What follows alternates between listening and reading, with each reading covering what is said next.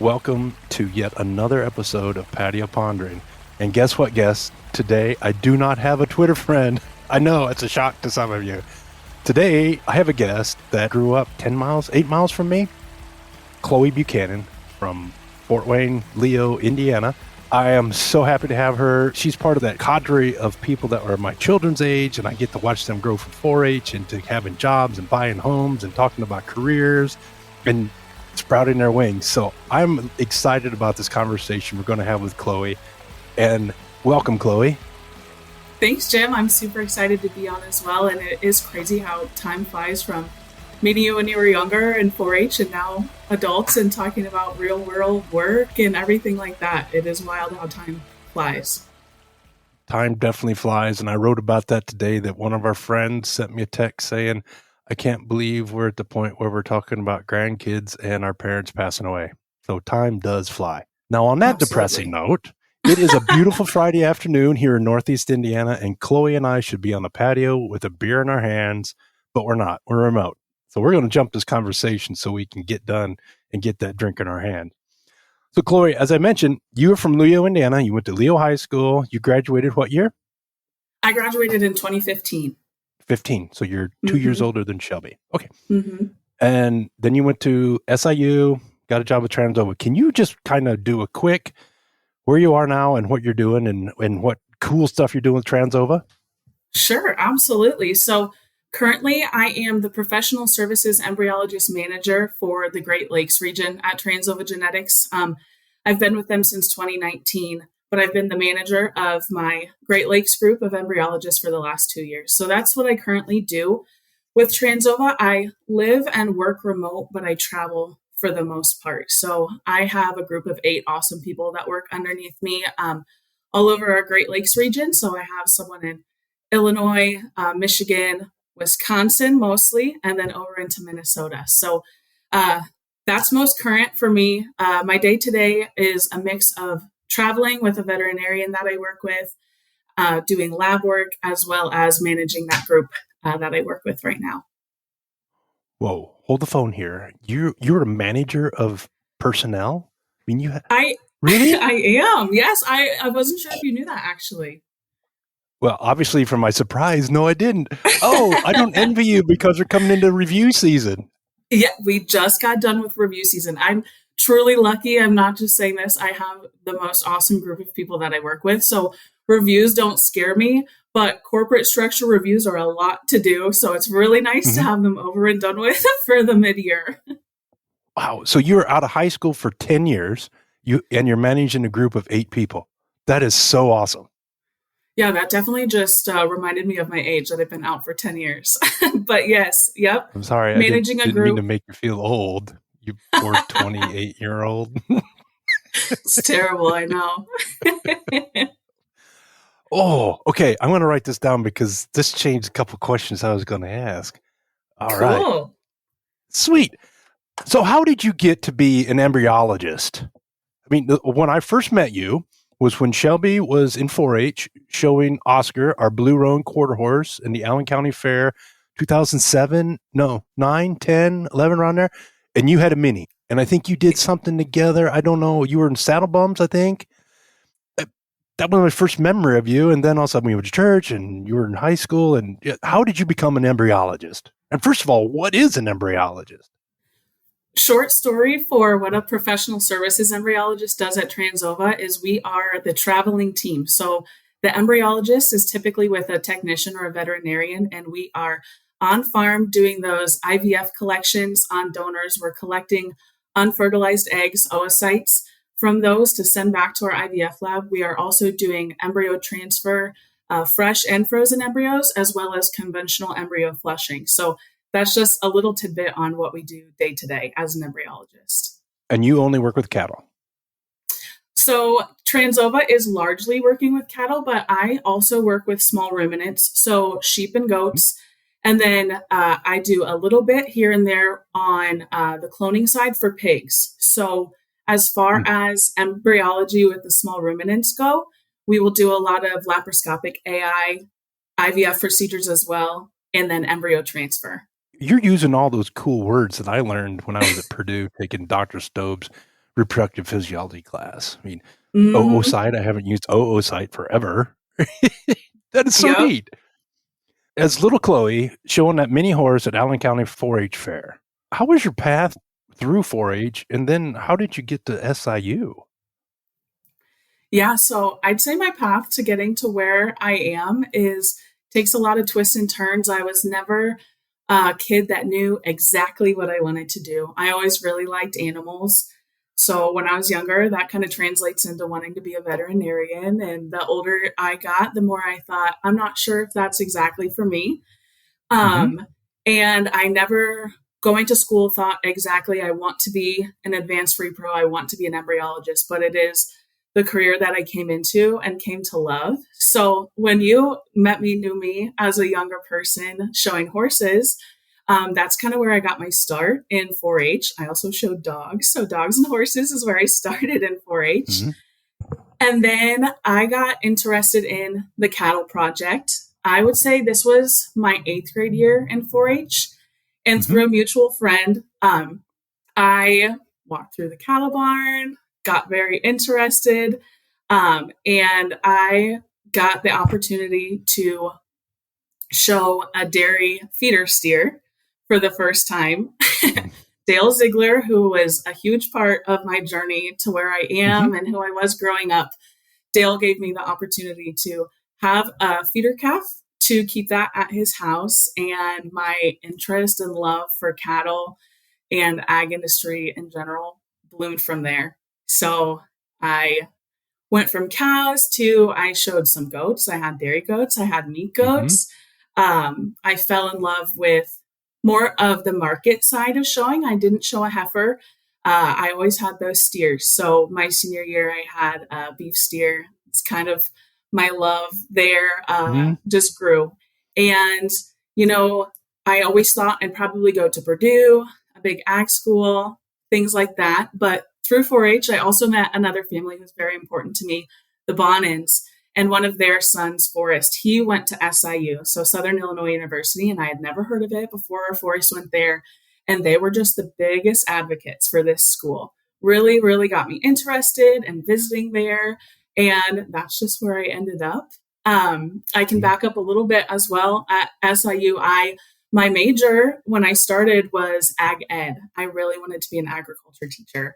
Um, Mr. Mike Shirey was a big influence on me when I was younger as well. Because as you know, Jim, Leo does not have an FFA or an ag program.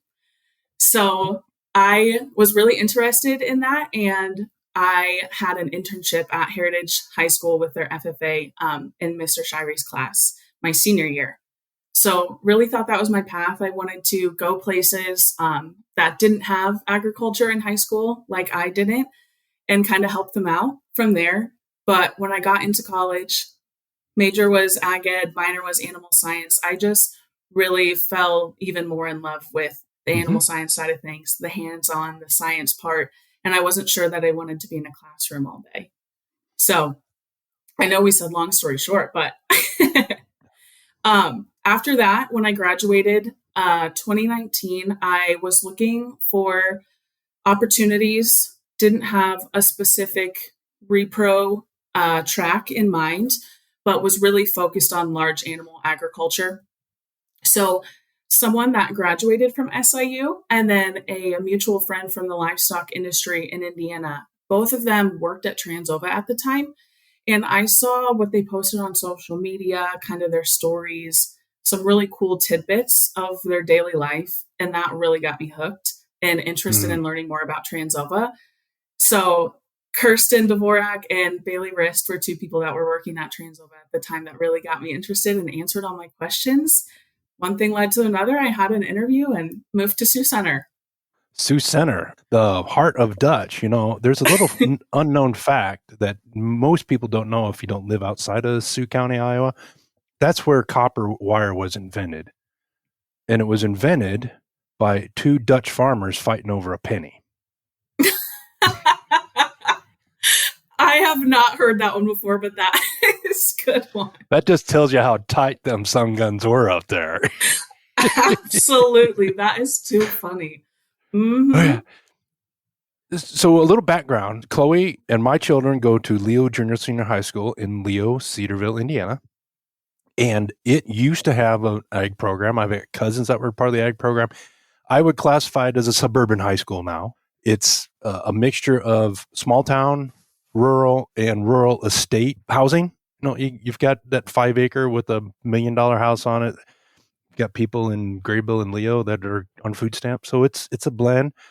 What would you say? 1% of the people there are associated with a farm somehow, living on it, 4-H, maybe? Yeah, it was a small percentage. There were a few people in my class that were in 4-H as well with me, and we would know from there. But it was definitely unique for me to be in the ag sector in high school. Yeah. 1% is probably too low. That'd be 8 people. So there's more than that. But it is not part of it. But there is an interesting group that came out of there. Forrest and you, the Oliver kids, all 4 of them are in ag. My kids. So there's a few more, and the kind of the thread that holds them all together was they were deeply involved in 4-H. Yeah. Mm-hmm. You said it, that the 4-H is what got you involved in cattle, and 4-H through the knots is why Shelby got interested in cattle. We can blame 4-H for this cattle addiction you guys have. I guess we have to, right? Yes, Makes the most sense. Totally. How did you balance what you were doing with 4-H, being involved in ag through 4-H and liking livestock, and going to a school that didn't have a clue and had classmates that had no clue what you were doing? Yeah, absolutely. I was involved in high school. I played sports for a while. I also was in theater and sang. So I had really good friends that I'd had for a long time there at Leo. It was never anything that detracted from our friendship when I got into agriculture. It was something that people were very interested in. But I also gained a lot of friends that didn't go to Leo and that went to some neighboring high schools through 4-H. So that was really cool because connecting with people my age, but people who were really interested in the same things that I was. So I would definitely say people that went to high school with me didn't understand what I did, but definitely had an interest and didn't deter anybody. It was definitely something to talk about. I remember this one story, 2 stories about Shelby, but the one, we got a new Ram, and I went and picked it up on a day, and she was talking to her friends at lunch. They're in the auditoria, and she said, "Oh, I get my new Ram today." And all of them go, "What color's your new truck?" That classic. That is a great example of where we were. So, yeah, she just shook her head and said, "It's white." No further questions. So you started out as an embryologist in Sioux Center, and you worked in the lab at Sioux Center doing embryology. So that you would have been one of the person that you're managing now. Yeah, so to clarify, at Trans Ova, we have 2 separate roles that both have the name of embryologist. We have IVF embryologist at Trans Ova, and then we have professional services. So I'll probably refer to that as a PSC. So I've been a PSC the whole time I've been at Trans Ova, which means I travel. Oh. I do work in a lab setting, but I travel as well, whereas our IVF embryologists have that dedicated role of being in a lab environment every day. They're fertilizing those embryos, they're evaluating those embryos and kind of taking care of them from there. So I traveled. I was based out of Sioux Center there, and we have like a home farm location where we would have our PSCs would work in the lab. And other than that, we were out on the road, on farm, at some of our satellite centers, we call them, at our clients' houses, all over out west out there. So you have a harder job than an embryologist in the lab because you have to deal with weather and wind and dirt and all that, right? Oh, I don't know about harder. We just have definitely different jobs for sure. Absolutely. They get to wear I was hoping you'd their call white them out, lab. say the people. Yeah, the people in Sioux Center are a bunch of wusses. They don't have to get out in the weather.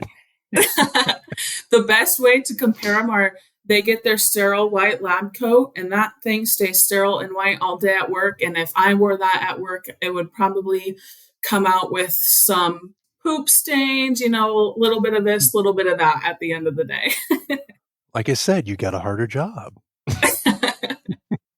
So how did you make the transition from Sioux Center and convince Trans Ova that you needed to return to the Summit City? Yeah, it was incredible timing. I enjoyed my time in Sioux Center and Iowa in general so much. I lived there for about 2.5 years. And when I lived there, I traveled a lot. So I traveled to Colorado, Wyoming, Nebraska, South Dakota, Iowa. I really, really loved that. Had a lot of great connections with people. But the time where I started thinking about maybe moving back to Indiana, I just had grandparents that were around that I really wanted to be able to spend some more time with. My sisters were getting married, uh, just kind of things that made me feel drawn to come back closer to home. And the timing was perfect. One of the girls that I mentioned that kind of got me interested in Trans Ova, Kirsten, she was working in Illinois and Indiana at the time, and she was Mhm. managing this group, and she approached me and saying that they'd be looking for someone to fill this Indiana position as she got busier and as we had more work in other locations. The timing was just perfect, honestly. So transitioning was really easy. It was hard to leave Iowa, but really exciting to come back home. But it was completely different because I went from working in a situation where I reported to Trans Ova every morning. I would leave from there to go on my trips, or I would work there in the lab, to being fully remote, which was something so new to me, kind of Yeah. foreign, traveling from my house or working from home. And you were 24, 25? Yes, 24, 25 at that time. Okay. I think I had just turned 24 yet before I came back. Um, so left a lot of friends out there, left great connections, but was really excited Yeah. for what was to come and to stay with Trans Ova. So my position title was the same when I moved, and my everyday work environment changed. So you didn't have that anchor of the office, the farm there to just be kind of as a home base, and you could go in the door and take a deep breath because you knew where you were. That was home for work. Mm-hmm. How did that transition work when you didn't have that home anymore? Now I know you have these satellite farms that you use, but it's not the same as walking in that building in Sioux Center. Yeah, very different. There's a lot of self management and discipline that goes into it. And how I kind of learned how to navigate that was just talking to the other people that worked in my region who Hmm. were remote as well, to learn what they did, to learn what those days that we had at home looked like, and how to delegate my time. It was really a great tool to be able to talk to those people who had done it for a while. And I got thrown into the swing of things. The first day I was, on payroll in Indiana, I was on farm with the veterinarian, and we just kind of went straight into things. So it definitely was a little bit of a learning curve and how to Mm-hmm. navigate those different scheduling changes, but it feels very natural now. And especially being in management, having a lot more things on my to-do list day to day makes those work from home days flow a little bit different for me as well. A little background information for listeners that have no clue what we're talking about. AI for Chloe and I does not mean Chat GPT or Gronk. It means artificial insemination, where you take sperm from a bull, a boar, or a ram, or even a rooster or a tom, and you take that to the female and implant it into the female reproductive tract, and you artificially inseminate, and you get to maximize the amount of impact that a single male can have across the population. Instead of servicing 5 or 10, 15, 20, you could service thousands with this bull or this ram.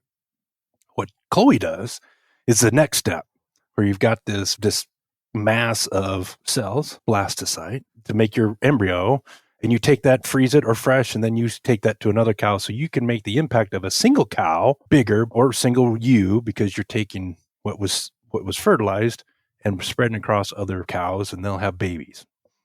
It's just how we do genetic improvement more quickly when you identify these females in particular that have enhance. Or in some cases, like you're talking about the pig, cloning, because you had an animal that was so good, we're going to try him again, or her. Just a little background. So what made you want to be a manager? That is a great question. So at Transova, they really invest in their employees a lot and give us a lot of opportunities. So there's this program that we provide at Transova called LEAD, and that stands for Leadership Exploration and Development. This was this program that I knew of the entire time that I worked at Transova. I'd heard of it.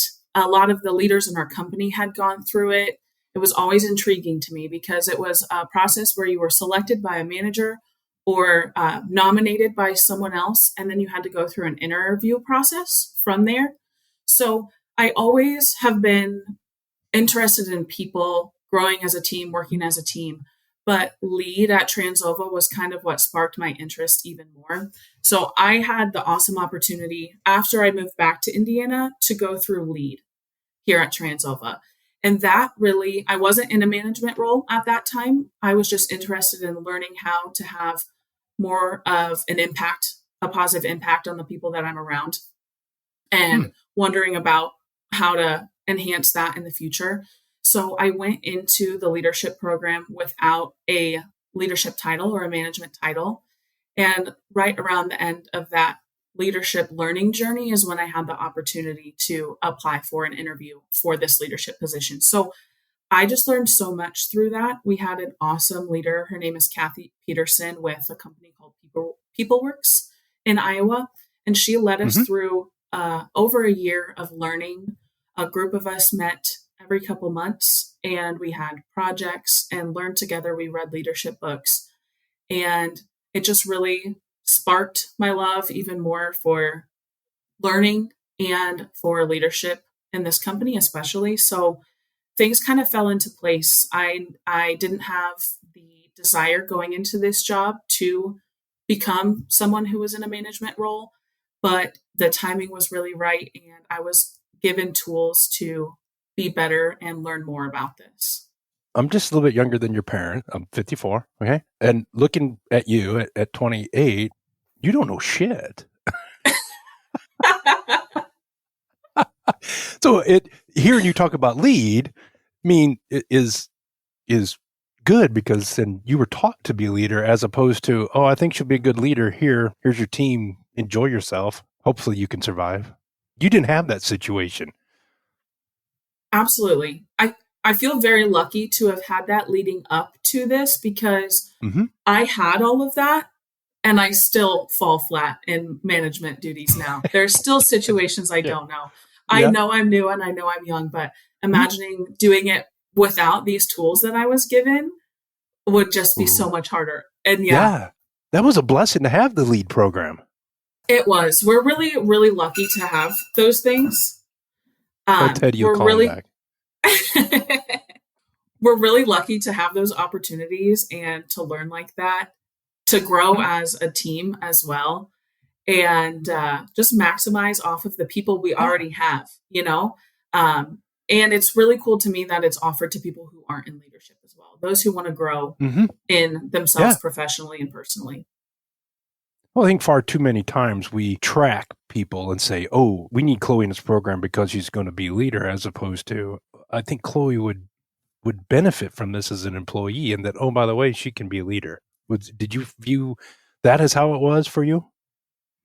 We talk a lot about leading without a title, and I've always wanted to be a person who could have influence and help people out.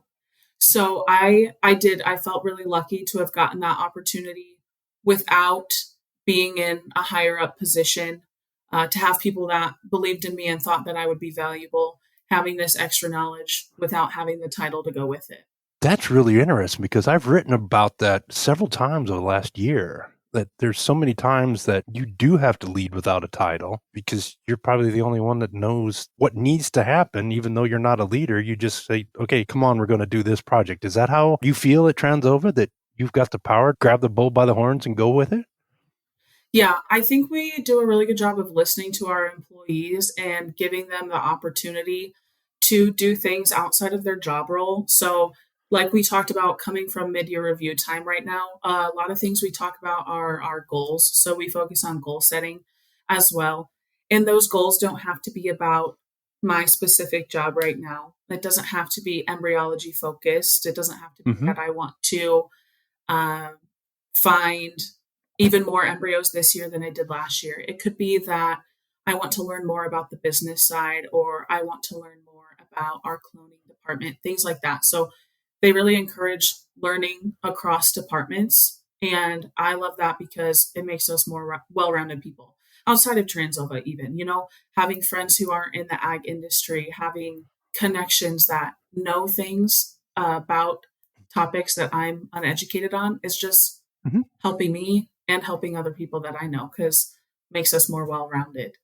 So now that you're in management, how do you recognize when somebody is a leader without being a leader in title? And how do you foster that ability for them to do that?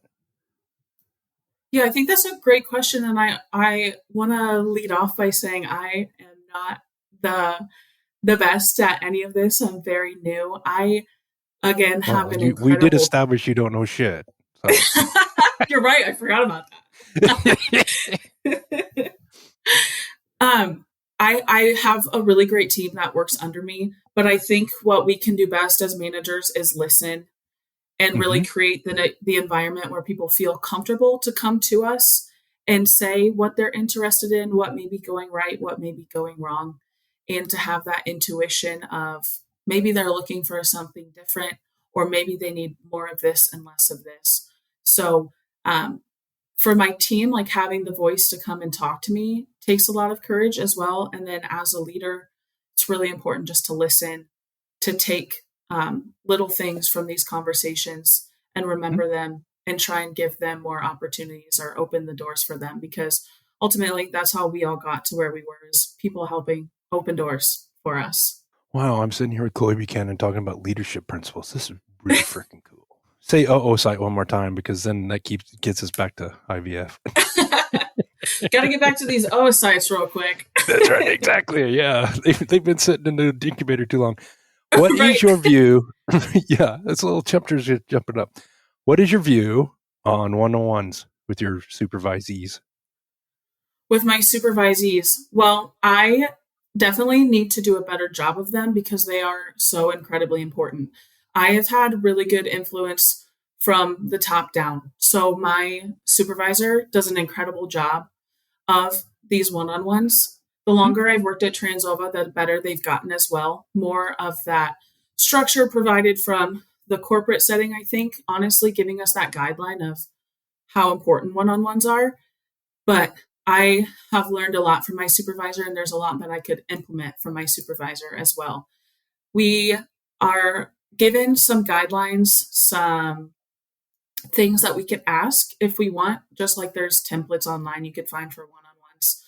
But Mhm. my supervisor is really great at fostering that environment for giving us the opportunity to talk about what we need to, not super structured. Here's my 5 questions. I'm going to Mhm. write the answers that you give me and move on. Just a regular time to meet up and go over the things that are happening. And that, again, has been a really good influence on me and something I like to do with my team and need to do better on is having those really consistent check-ins, especially being a remote team member. Mhm. They are all incredible at their jobs and so self-sufficient, but that doesn't mean that they don't need the support from afar to continue that. So whose responsibility is it to set up the one-on-ones? That would be my responsibility to set up those Okay. one-on-ones. Mm-hmm. And is the schedule the same for every one of your 8 employees? Absolutely not. We all have different days we work, hours we work, states we work in, time zones we work in, um, all over the map. We've got it Mhm. all. Everyone Okay. is in a different location on a daily basis for the most part. I have a few people who have a really regular kind of home base that they work out of. And then on the off occasion, they might be covering for someone else or traveling.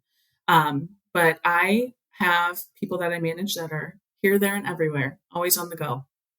You schedule your one-on-ones based upon obviously the schedule of the employee, but also their need for management? We try and have them regularly. So at Trans Ova, we have a very busy season in the beef Mhm. world. Dairy Yeah. stays busy all year round, but we have some heavy beef season time, which is what we're kind of coming to the end of now. We've got a little bit of a breath of fresh air, a little bit of a break there. So for myself personally, having the really busy beef season as an embryologist, my frequency for one-on-ones is not as great as it should Mhm. be, but if we were Yeah. on a typical schedule, we want that to be a monthly one-on-one. And then we also Okay. have regional meetings at Trans Ova for our Great Lakes region, which are monthly.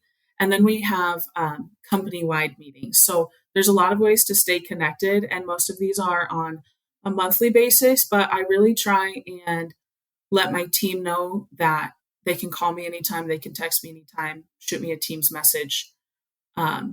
I like to have open communication because issues don't arise on a once a month basis. Oh, totally.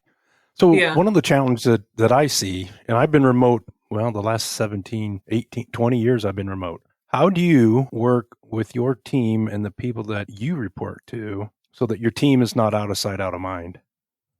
Yeah, staying connected. So we use Microsoft Teams, just Hmm. sending updates on Teams, check ins, having those meetings. We have company wide embryology meetings as well. Like to stay connected that way. My team is very responsive and works with each other a lot. So they'll send those messages. We send Snapchats of crazy stuff we see on farm or just our day to day, maybe what our coffee orders are. Um, but that was something that was hard to navigate as well. When I came from Iowa to Indiana, was learning how to work remote and stay connected with my team. And it's still something that I am challenged with, struggle with, is finding the time to get up there and see people in person. And if we don't have the opportunity to do that as often, I really like a camera on situation. So Hmm. being able to chat, but just staying connected as much as we can. They are the the captains of their ship. They know their sites and their Hmm. days better than I do. So they're it's really easy to trust them to take care of all of that. But I need to know that I need to be there when they need help on a regular basis, just to chat, to check in, whether that might be in person or remote. It is one of my goals to be able to be with them in person a little bit more. So travel to see those that I manage more often to have that rapport face to face. As you do your one-on-ones with your supervisor, how do you balance between your team's needs and making sure that you advocate for what you need? That's a really great question. I think we do a really good job of like navigating those conversations as they come. There are times that I have a one-on-one where probably all I'm talking about are the issues I've had in the last week and what we can do on the Yeah. leadership level. And I'm stressed out or I'm having the best week ever. And we just talk about one thing or we just talk about the other. So there might be a month where I'm talking about my team and how we are going to navigate these new business opportunities we have coming up or things like that. It really is kind of self guided in our one on ones with my supervisor specifically. But another thing that really keeps us strong on the leadership level, I believe, in my region is that we have weekly meetings for the managers in my Mm, region. And that okay. keeps us really connected, gives us the opportunity to discuss things on a leadership level kind of as they happen. We start off the week on a Monday with that leadership meeting. So starting us all off, Hmm. getting a refresher of maybe what happened last week, what's to come, all of those things kind of set us up for success on that side of things. So you're just not a bunch of ships out here passing in the dark. Yeah, stay connected. We all have different hours, like I said, but my coworkers on the leadership level, some are in a lab, some are remote at home, some have their arm in a cow, some are behind a microscope. So being able to come together at that time every week and make sure we're all aligned with the things we need to do is really helpful. Wow, it sounds like you're in a really good place to be supported as a new leader that happens to be young. Yeah, absolutely. I feel very supported. We are, I'd say, a young team in the leadership in my region as well. So Hmm. just forming those relationships. And just last week, I had some leadership meetings up in Madison where we all got to get together and talk and plan for next year and all of those things. We just have really great open communication, and I feel lucky to work on a team that is able to have that relationship and those candid conversations in person and work together and move forward. Cool.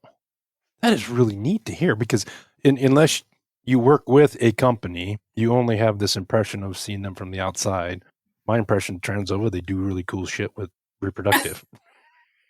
Yeah. Were there any specific classes or any trainings that you had at SIU that you use today? Absolutely. And there were things that were such valuable lessons that were outside of the classroom. I spent a lot of time at our farms there, mostly Hmm. the beef and swine sector. And I also had the opportunity to work at our bull evaluation center there in Carbondale, which was a goal that I had in undergrad was to work there and go through that whole process. And I loved that so much. A lot of my hands-on production livestock handling experience started there. I worked with show Hmm. animals and things like that before, but I'd never That, been in, yeah, a feeder barn with yeah. the pigs. I'd never, moved groups of calves or um, been out at night to check cows during calving. All of that was new to Yeah. me in college, and all of those opportunities were provided. Um, so I learned a whole lot there. And in the classroom, I had nutrition classes and repro classes and advanced repro. And I came into Trans Ova thinking I knew about reproduction because I had these classes and I knew nothing. I, Yeah. I, Hmm. I have students ask me all the time, what classes should I take? What helped you? And my college experience and my time in the classroom helped me. But my on the job learning is what got me to where I'm at in my career currently. Yeah. Um, but yes, those animal handling skills, the farms and the bull test center were huge places for me to develop and learn those skills that I still use now. There's a lot of times where I'm on farm where we're moving groups of cows, working with them, handling them very closely, and all those skills started when I was in college, I would say. I don't care what the show mom says about, oh, this is a great lesson. There's a huge difference between taking a 1,300-pound hairy steer out of the cooler and putting it into a grooming chute and a 1,500-pound bull that you need to get in a chute so you can put an electrical ejaculator in them. And there's a group of 15 of them. They're completely different experiences. Absolutely very different. Yeah, I coming from the show background gave me incredible hands-on like Hmm. learning with those livestock and learning, behaviors and cues and all of that. And then at school, having those larger groups of animals, and even into my work at Transova when I started out west, I was working in Colorado and Wyoming a lot.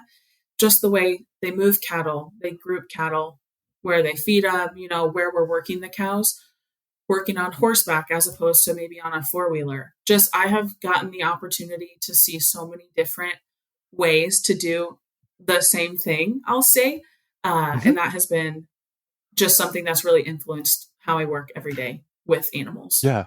The task is the same. Take these cows from A to B. There's a myriad of ways to do it. Were you ever exposed to Temple Grandin when you were at SIU? You know what? I believe in any animal agriculture environment, you talk about her and go over things that she has taught the industry. I've never heard her speak in person or anything like that, but very familiar with what she does and how she influenced our industry for sure. I've seen her in person twice. I get a leg up on you. Whew. Wipe the sweat off. Good. So you're a young professional leader, and I think a lot of times in agriculture we forget that we're professionals. Just because you work with animals doesn't mean you're not a professional. Did you ever think you'd be considered a professional? Hmm. I think that's an interesting question, but I learned from a young age from my parents and what they were doing and the jobs that they had, Hmm. how to interact with people and kind of have that professional demeanor and client service. I think that was instilled in me from a young age. And even now, I carry with me a lot of those lessons, and that client service mentality is kind of always at the forefront of Hmm. what I do when I'm talking to people. So, a level of professionalism was always expected, I think, in any position that I had. But it's Yeah. interesting how that definition changes, and especially like the professionalism you have to carry with you when you're working a group of 100 cows, or the professionalism you Mhm. have when you're at a career fair talking to young students. No matter how much you want to call that bitch a bitch and she's got her ears up and her head up, you got to be careful what client you say that might be her favorite heifer. You She's still a know, they bitch, but really just don't call her a bitch. they can really show their true colors. Exactly. Yeah, that up-headed one with her ears like, ooh, she's going to kill me. One of the things that I see, because I'm a Snapchat friend of yours, is you have a really nice group of friends that you spend time with. It's a mixture of people in ag, outside of ag, but you all have the same background from 4-H. How are you able to keep that group of friends? I'm so lucky to have the group of friends that I do, truly and Yeah. honestly. And that's not just about the group that you're talking about right now here in Indiana, Mm-hmm. but everywhere I've gone, I have had just the best luck in finding incredible people that I'm lucky to call a friend. The Yeah. group that you're probably talking about right now, yeah, I've known since high school, and some people went to Leo with me, and I have friends from that went to Carroll and Heritage, and all of us were brought together by 4-H. And I think just keeping those friendships through college, coming home on those holidays or for the summer, if I had a summer internship that was close, things like that, Mm-hmm. just making sure to reach out and keep connected. And then, navigating adult life when I move states away, there's still those times that, you come home, but everyone, people in my life are really good at staying connected.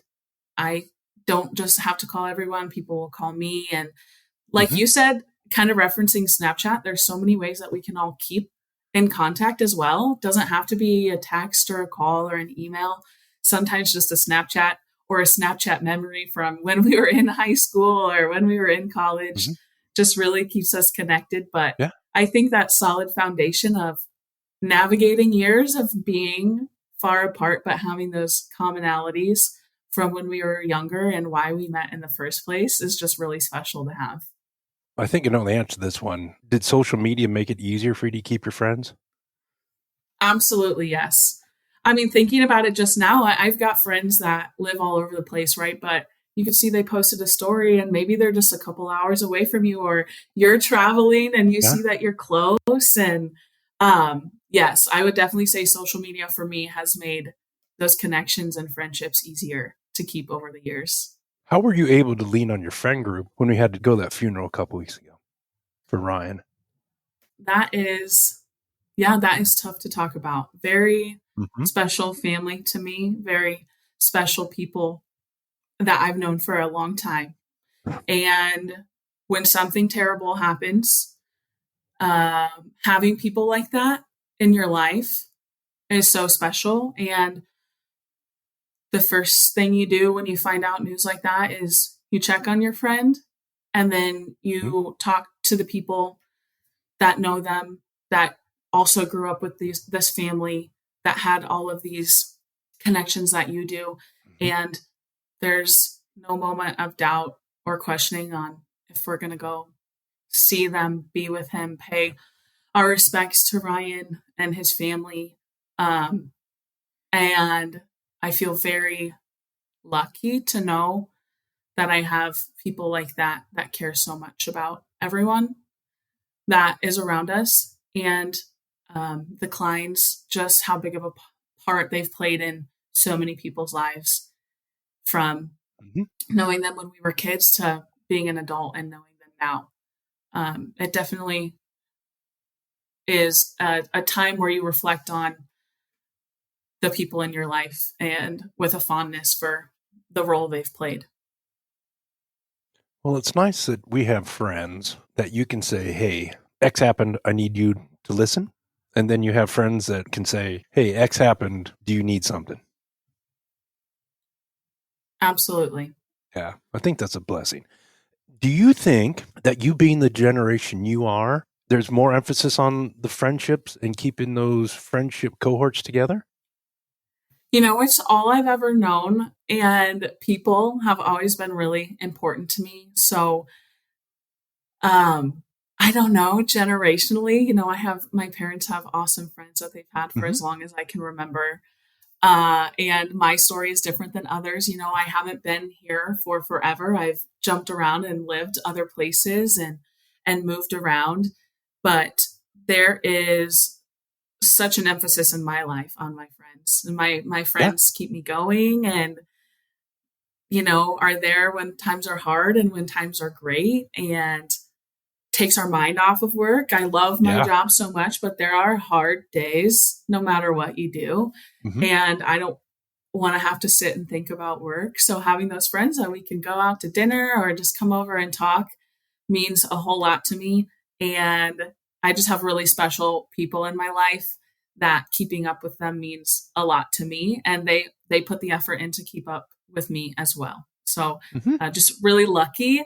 And I think friendships do look different generationally. Absolutely. Yeah. What we do, or like we talked about, how we keep in contact, whether we're sending Snapchats or posting pictures, whatever the case may be, posting what song we're listening to on Spotify, all of that. So I think our friendships look different, but at the core, we all care about who we're with and who we surround ourselves with, and um, people that feed into your life and add to yours, and you can add to theirs as well. So, how do you view? And I had no clue we were going to talk about this. How do you view being friends with me and your group of friends being friends with not necessarily not just me, but your parents' friends, the parents' generation? How do you view that?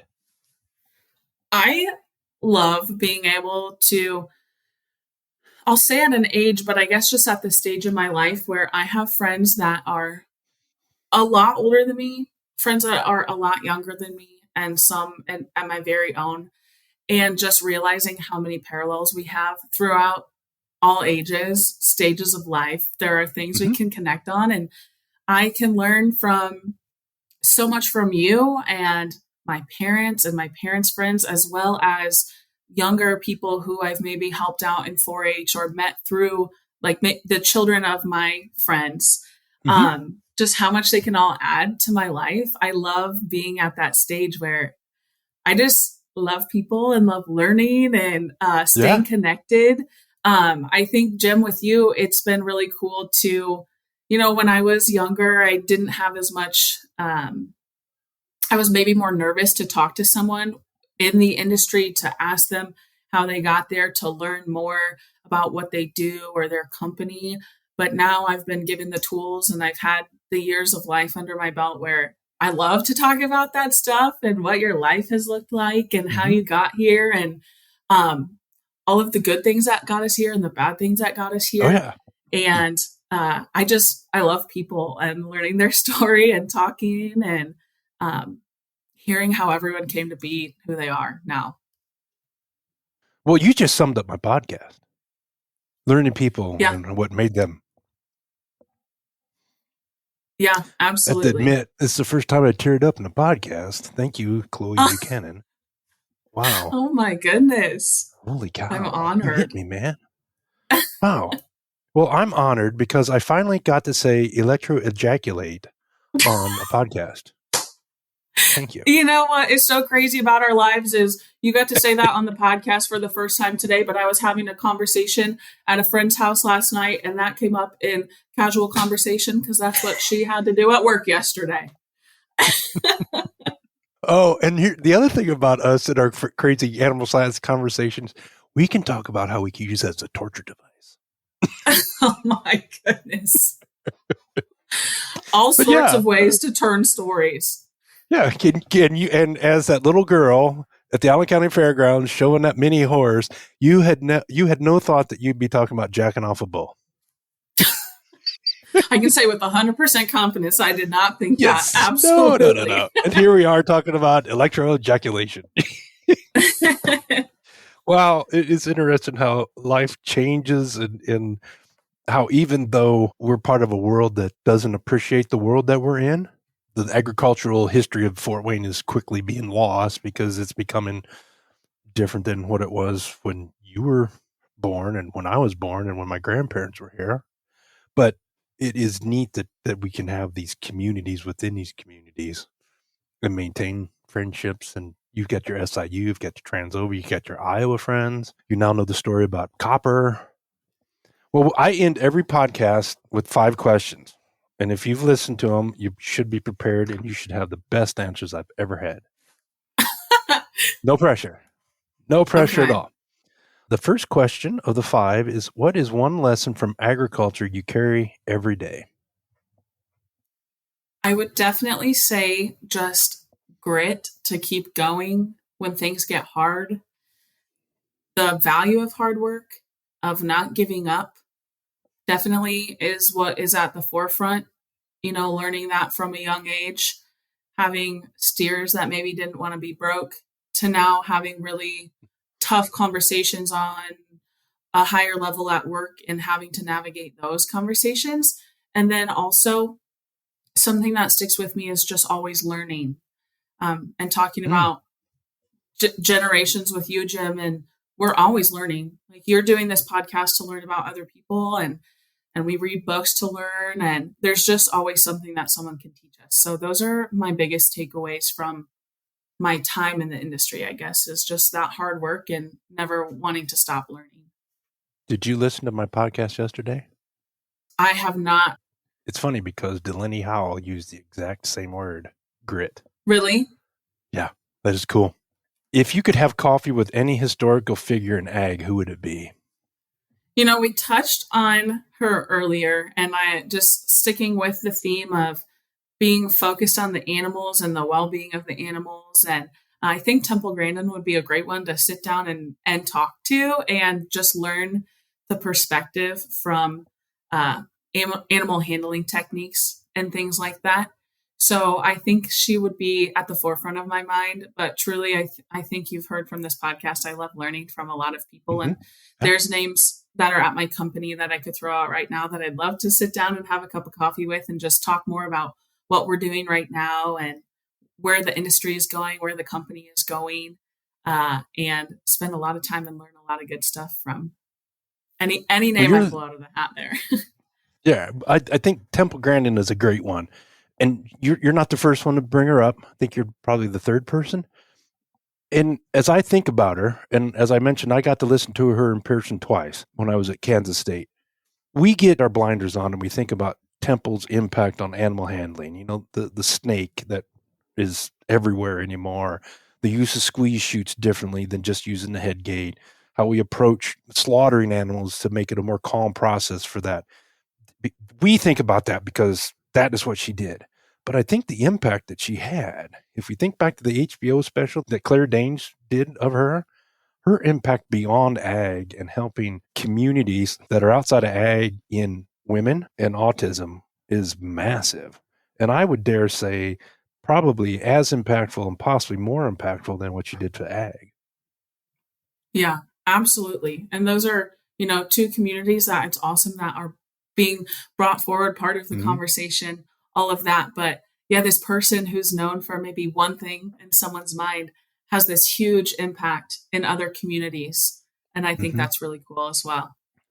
That is. I think she's a great asset. And we can debate whether her snake is right or whatever. I mean, we can have a scientific discussion, but she had a massive impact on animal agriculture. Now, this was an interesting question, and I think it might be interesting coming from you because of the backgrounds that we share. What is one quirky or underappreciated thing about agriculture you wished more people knew?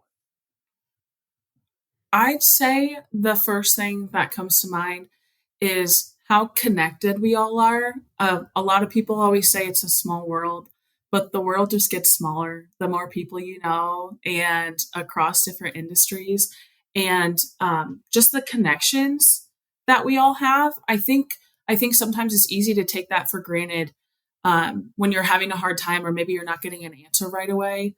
But taking a step back and remembering, this friend knows someone else who's maybe gone through this same situation, and this could go for outside of agriculture too, right? But Yeah. just in our scope of things right now, how connected we really can be, and how so many of us have tools to help others or to get help for others in Mhm. whatever case that may be, whatever kind of situation that they're navigating, but leaning on those around us in that community because we all have really similar focus.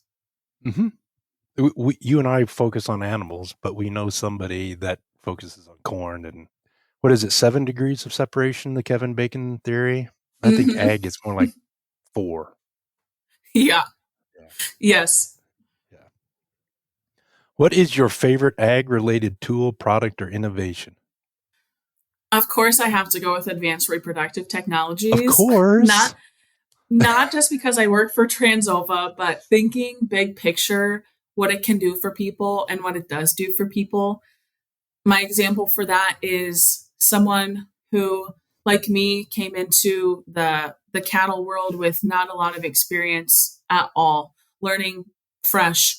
If I knew or had access to embryo transfer, if I knew what that looked like in my younger years, knowing that I could take a regular animal, a heifer, a cow, just kind of regular old genetics on her, and purchase a really high caliber embryo and maybe produce a really awesome calf from there. Mhm. It just is able to excel people and push them forward. And that looks different for all of my clients. But that might be someone who has the goal of making their dairy rank higher next year, one of their cows rank higher in proofs, or someone just really wants to make that little show calf for their grandkid next year. Mhm. It's really, really awesome to see how there's different goals, but what this industry and what advanced repro can do for those clients. As you have been speaking, I'm thinking about what Shelby's doing, and she's doing the step before what you're doing with the genetic testing. In particular, talking about what she had been doing on a dairy side. She's all beef now, but picking that A1, A2 and saying that this heifer needs to be bred this way for reproductive advancement as opposed to just breeding her to make milk and then maybe take her and breed her to this bull and we make embryos out of her. It's really massive, the impact that both those technologies are having and can have. But you know what's really funny? I was listening to a podcast on cattle, and I was struck with the way that the professors were talking about reproductive advances and breeding decisions in 2025 because they were the exact same discussions that I had at Purdue in 1989, 1990, 91, 92. So we talk about advancing things, but at the same time, we might be stuck in the mud on some of this stuff. And maybe you've seen that. You know, at the end of the day, the conversation, if we're talking about cows, is what bull are we breeding this cow to? And you, like you said, you had that conversation however many years ago. Yeah. At the end of the It was day, 35. that's and he's counting. Yeah. um, that's still the basis, right? But there's so many other things that we have, these tools at our disposal now that go into the answers we find of Yeah. what bull are we breeding this cow to? And everyone's definition of success looks different. That dairyman has a different end goal, right, than my beef producer up the road. And maybe he's going to sell meat at his farm stand, or I have someone who's going to make the next calf that's going to win the North American. And Yeah. but everyone has to make that one decision. Yeah. We Well, just have more information behind it now. and it's interesting because when I was at K-State and even at Purdue, our discussions on cattle quality, the discussions then were we need to yield grade 2 and we need to be choice minus, maybe choice average. And you would throw out prime like, well, this group had 1% prime and that was good. We made money on them, but it was a yield grade 5. And now what do we talk about? Man, if we don't have a group of cattle that's 15% prime and 60% choice average or better, I mean, that's a shitty group of cattle, which is crazy considering what we were talking about 25 or 30 years ago. Yeah, absolutely. I'm a pig guy talking cattle. I'm outside my comfort zone, my silo. I got to get back in my pig silo. As we wrap up, the last question, what is one small change you think could make a massive impact in agriculture? I think opening up our horizons to, in a professional sense, hiring and talking to people who didn't grow up heavily involved in agriculture, or maybe who don't have those all of those skills, those animal handling skills, or if we're talking about crop or seed, things like that. If they didn't grow up with that, I think opening up our horizons to teaching people more. I think we're good at that as an industry for sure, but sometimes we can get hung up on what a person's past experience has been, as opposed to looking at the what they can do in the future and what they can learn and how they can add to the industry, because there's so many minds that can do so many great things for us, and Mm-hmm. maybe they weren't given the same opportunity because they didn't grow up on a farm, or they didn't have FFA, or they've never moved a group of cattle. I know people and I work with people that don't have those strong animal or agriculture backgrounds, but had that desire to learn, and they Mm-hmm. are some of the best people at what they do. So I think just expanding those horizons, remembering that people are resilient and can learn and want to learn, will just really open up the industry for more innovation and more people who have a passion and a desire to learn and grow. Okay. I thought we were done. You just brought up another topic. I got So all this the is time kind of in the like an world. addendum. This is the show after the show. How do we do it? And you've been out of SIU for 5 years? 6 years. 6. In animal agriculture, in animal science department. How do we do that without talking about everybody becoming a veterinarian? I was just going to say that. I'll never forget one of my first intro to ag classes in college, I believe. Dr. Gary Apgar was the professor who was up there, and he talked about how we have X amount of people who want to be vets today who are in the pre-vet program, and the things that they learn and see are going to weed this down, and not all of you will be pre-vet anymore. And that stuck with me. And something I think that we can do is provide more opportunities for students, for younger people to learn what other options there are out there. Because in the beginning of the podcast, I talked about how I was younger and I liked animals. So obviously I wanted to be a Mm-hmm. vet. Well, I didn't know I could be an embryologist or a soy Yeah. nutritionist like you are, or any of these other things. And I went to a great high school and I went to a great college, but there's still so many things that I didn't know were out there. And one great way that I see from probably from the inside out, because I'm in this professional setting, that I will go to career fairs and Yeah. speak to some college classes, is just that exposure. Purdue does a really great job of having a career fair for their Oh, yeah. students and making it a requirement, I think, for those freshmen, and just having a relationship with them and going to these events has Mm-hmm. just made it a little bit more the forefront of my mind of they get to see all of these options early on. So maybe they're not going to be an embryologist, or maybe they aren't going to go work for this work for LabCorp or these other various companies that they see, but it gives them the opportunity to see what's out there and see that I don't just have veterinarians at this table, or I don't Mm-hmm. just have technicians over here. This person isn't just in seed sales. There's all these little niche jobs that you can do that Yeah. aren't in Google search when you type in, Yeah, that's what true. can I do with my animal science degree? You know Scott Shockey, K-State. Yep. I was his TA for 3 semesters for Animal Science 101, and he did a great job of teaching that class. And every time he started, we were in the meat lab auditorium. So the meat lab had 3 tiers, so you could bring carcasses in and teach. But that's where he started Animal Science 101. And first day classes, he would go, who's Animal Science? Who's pre-vet? Okay, everybody stand up and pre-vet. And he's like, yeah, pre-vet this. He goes, everybody but you sit down.